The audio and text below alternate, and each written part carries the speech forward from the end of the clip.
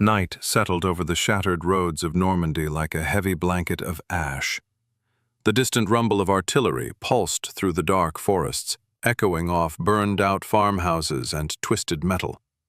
Along a narrow dirt track, a lone American Sherman tank crawled forward, its engine growling softly as the crew inside fought exhaustion and fear in equal measure. They had been ordered to link up with a scattered infantry company cut off behind enemy lines, but every main route had been blocked, mined, or stalked by German ambush teams waiting in silence. Inside the turret, the tank driver, Private Daniel Cross, gripped the steel levers as he studied the dim path ahead. He had grown up navigating forests and logging trails, learning how to read the land the way others read a map. Tonight, those instincts were all he had. The radio carried only faint bursts of static, the unit's coordinates shifting with every broken transmission. Cross knew they were running out of time, and that taking any predictable route meant certain death. So he proposed something reckless, a shortcut through a patch of forest so dense it was considered impassable for armored vehicles. His commander hesitated, calling it suicidal, but the alternatives were worse. The crew agreed. The tank pivoted sharply off the road, branches scraping its hull as it vanished into the black maze of trees, unaware that Cross's stupid shortcut would soon lead them through 7 German ambushes and change the fate of an entire sector in a single night. The Sherman pushed deeper into the forest, its tracks grinding against roots and fallen limbs. The canopy above swallowed the moonlight, leaving only thin streaks of silver that glimmered across the tank's armor. Cross maneuvered carefully, using dips in the terrain to mask the engine noise.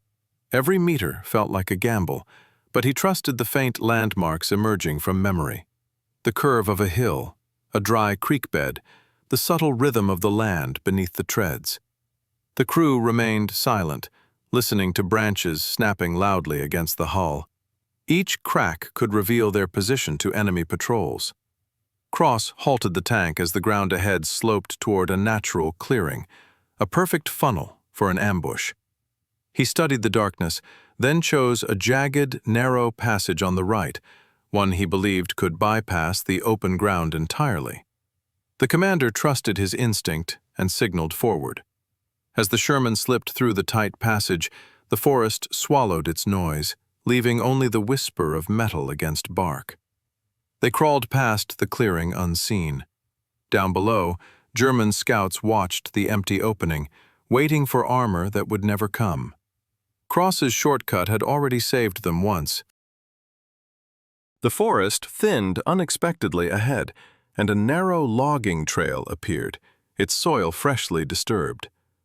Cross stopped the tank, feeling the earth shift under the treads.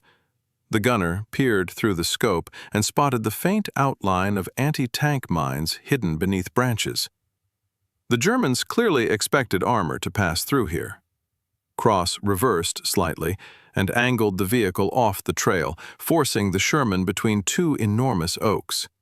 Bark shattered under the pressure as the tank squeezed through, bypassing the mines by inches. Moments later, faint voices drifted through the trees. A German ambush team positioned behind a camouflaged machine gun nest. Cross reacted instantly.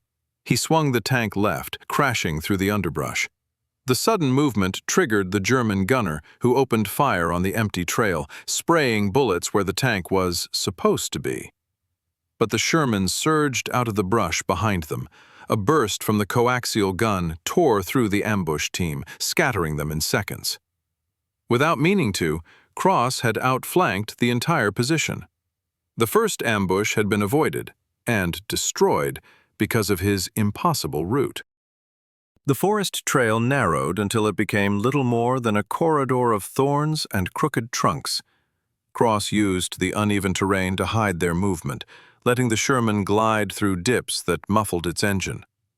As they crept forward, the land rose sharply. A low ridge blocked the horizon ahead, its crest lined with jagged rocks and wind-bent trees.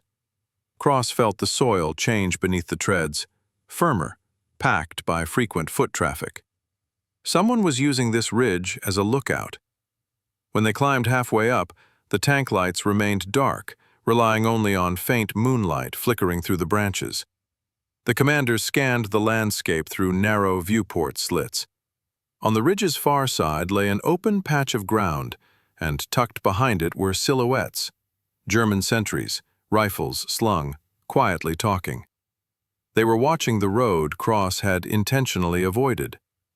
The Sherman had approached them from an angle they never expected. Cross eased the tank forward until its gun cleared the ridge. A single shot from the main cannon shattered the stillness, scattering the sentries into chaos. The explosion echoed through the valley, and several German patrols scrambled toward the road, unaware that the tank was already slipping down the opposite slope, disappearing into darkness. The ridge, meant to be a vantage point for the enemy, had become Cross's second ambush avoided. The forest opened into a shallow ravine, its floor cut by a stream swollen from recent rain. Cross knew this area from childhood logging stories. Somewhere near this ravine, old lumber workers had built a crude wooden bridge decades earlier. Maps didn't mark it. Most assumed it had collapsed years before. But Cross believed it might still stand, and if it did, it could bypass the major crossing the Germans were defending. The crew listened to the faint rush of water as the Sherman pushed through underbrush. Suddenly, the shape appeared. A narrow, sagging plank bridge barely wide enough for a wagon, let alone a tank. The commander cursed softly, insisting it would never hold. But Cross stepped out of the driver's seat to inspect it firsthand. Under the moonlight, he saw fresh axe marks on the supports. Someone had repaired it recently, probably local farmers. They returned to the tank, and Cross gently guided it forward. Wood groaned, snapping in sharp cracks as the Sherman's immense weight pressed down. The crew held their breath. Halfway across, the bridge bowed but didn't fail. Moments later, the tank reached the far bank. On the main road a mile away, German anti-tank crews waited behind sandbags for a vehicle that would never come. Cross's shortcut had bypassed their second prepared kill zone. Fog drifted across the forest floor as the Sherman climbed a steep rise. The faint light of dying flares flickered through the branches, signs that fighting had taken place hours earlier. Cross slowed, sensing they were nearing a position still occupied.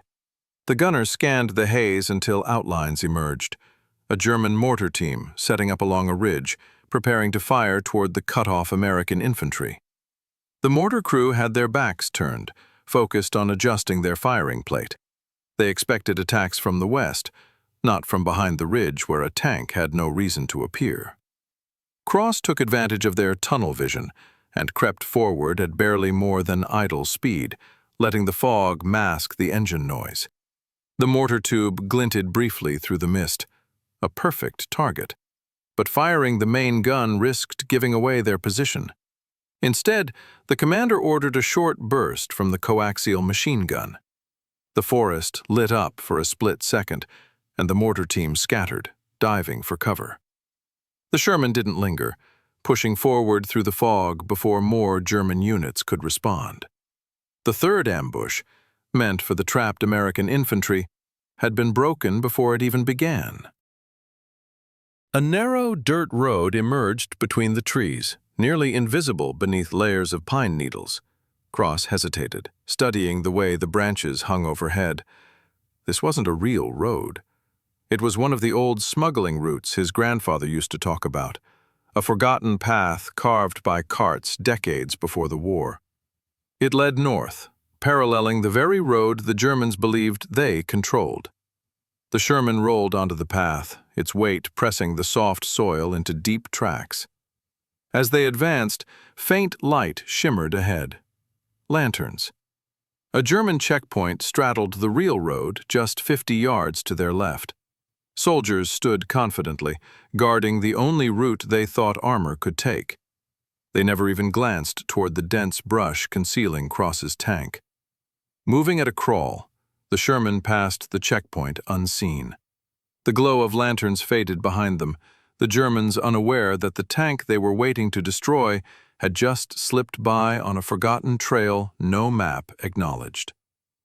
The fourth ambush had been sidestepped by pure local knowledge.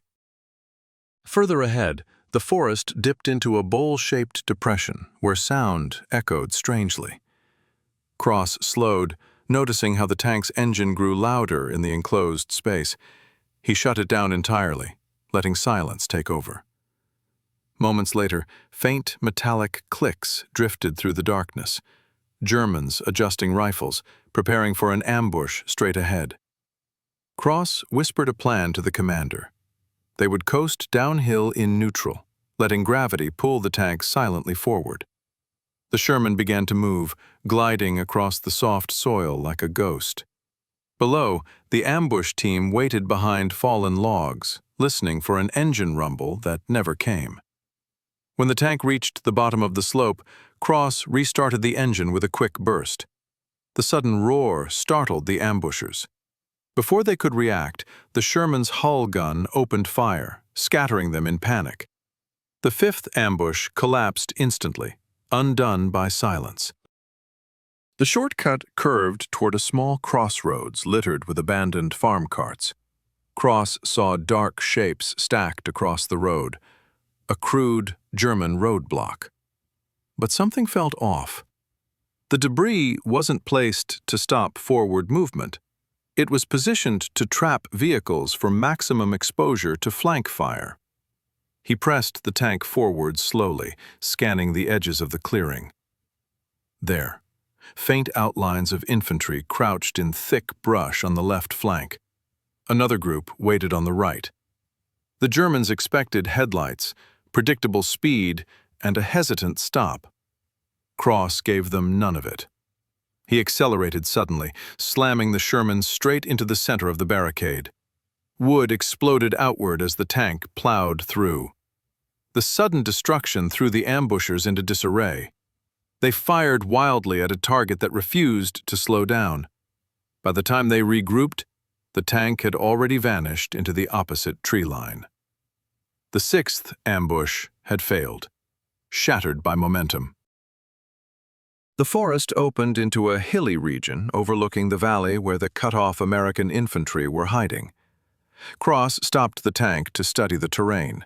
Multiple German positions dotted the high ground, each covering the valley approach with overlapping fields of fire. The Germans believed nothing could reach the infantry without crossing that deadly ridge. Cross noticed a faint depression between two hills, barely wide enough for a tank, but low enough to conceal most of their movement.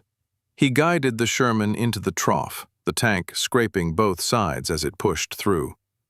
German sentries on the ridges saw nothing but shifting shadows. At the far end, the trough opened directly behind a German machine gun nest overlooking the valley. The enemy never heard the tank until it was too late. A short burst from the hull gun silenced the position, clearing the final obstacle between Cross and the stranded Americans. As they neared the isolated infantry unit, a large clearing appeared. Too large, too open, too symmetrical. Cross instantly recognized the pattern. A minefield. Perfectly placed between the forest and the valley, it forced any relief force into predictable routes. The Germans had been thorough. Cross refused to circle around. Time was running out. Instead, he scanned the ground for irregularities, disturbed soil, unnatural patches of grass, repeating patterns. Slowly, piece by piece, he traced a narrow, serpentine path through the clearing.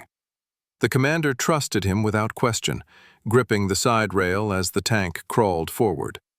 The Sherman weaved through the deadly maze with impossible precision. Not a single mine triggered.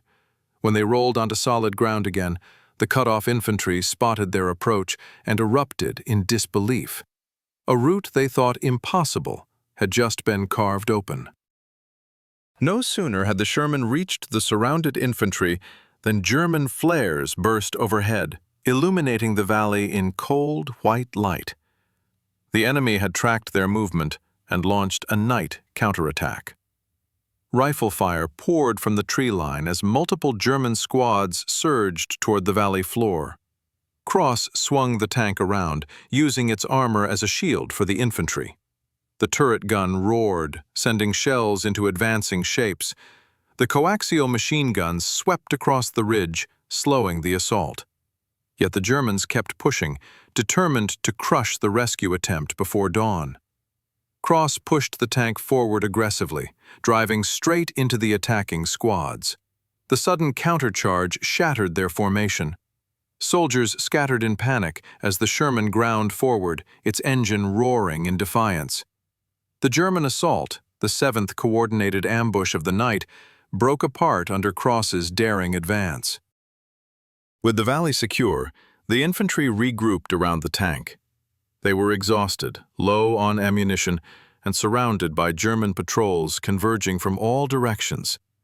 The commander asked Cross the only question that mattered. "Can you get us out the way you came?" Cross shook his head.